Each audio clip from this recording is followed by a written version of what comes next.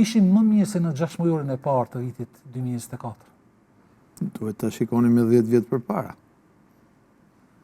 Kemi rënje këta vit. Natyrisht që ka rënje. Megjithse Kosova qëndron Kosova qëndron akoma në në ritme të pranueshme, por nuk është më si 10 vjetë për para. Por po plakemi, si popullsi.